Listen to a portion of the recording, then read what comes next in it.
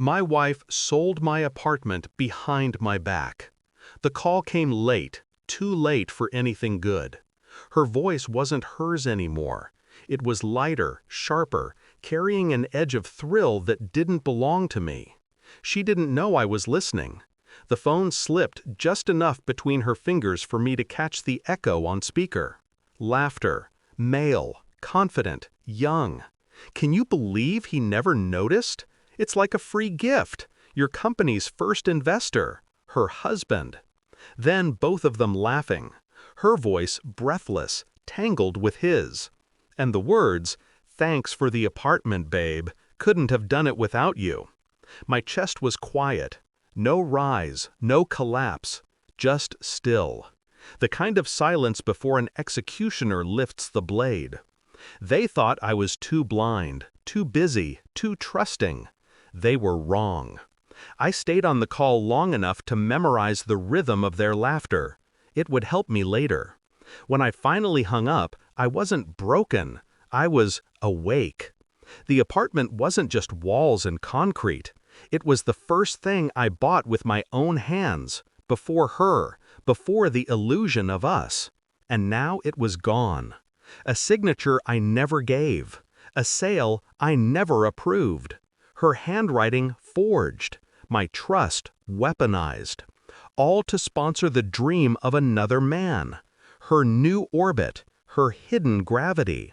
At first, I told myself it was a mistake. That papers can be misplaced. That banks can err. But the weight in my gut said otherwise. Her late-night meetings. Her sudden smiles at messages she never shared. The way she began closing doors when she took calls, whispering instead of speaking. I played dumb. She played smart. But games end. And mine had just begun. I wanted to see how far the rot spread before I cut it out. I started small, quiet questions to the bank. The clerk hesitated, eyes shifting, before showing me the transfer. Her name on the seller's side, my name absent.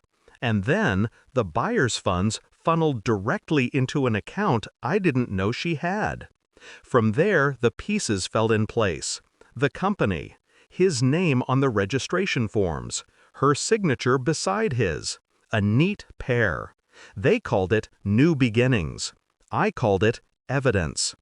At night, she slept beside me. I could hear her breath, steady, almost innocent. My eyes stayed open. I imagined her hand signing those papers, not trembling, not guilty, just determined. And I wondered if she rehearsed her betrayal in the mirror, the same way she once practiced saying, "I love you." I checked the mailbox every morning before she woke. Quiet, meticulous. Bills, letters, fragments of their secret life spilled into my hands like ash. When the foreclosure notice finally arrived, unpaid debts from her investment, I didn't flinch. I slipped it into a separate envelope, one I'd been preparing. And I waited. Patience is sharper than rage.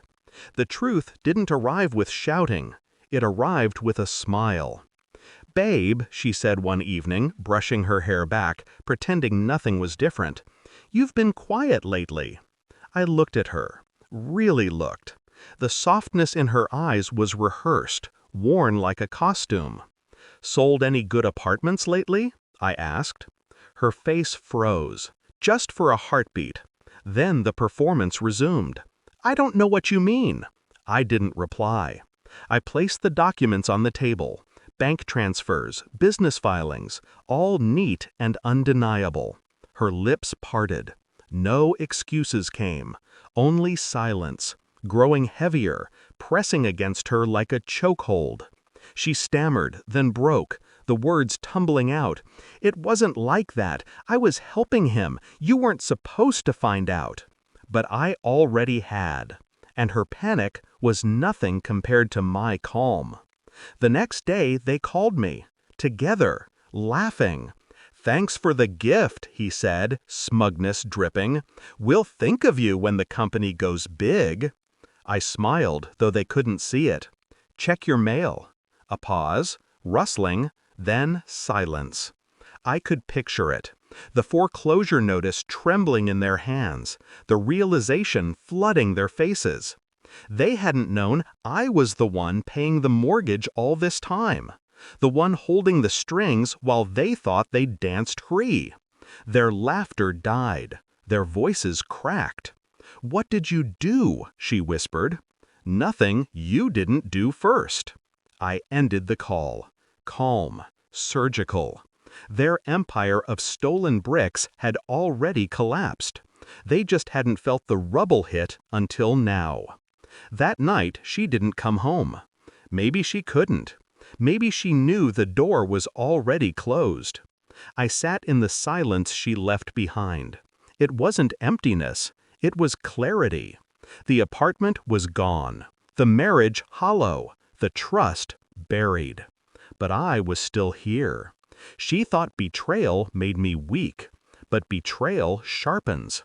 It strips you down until all that's left is the blade. And I don't mourn blades. I use them. So when I locked the door behind me for the last time, I felt nothing. Not grief, not rage. Only the quiet satisfaction of knowing they would spend years untangling the mess they built on my bones. I walked away lighter. And the final thought cut clean through me. She sold my apartment. I sold her world.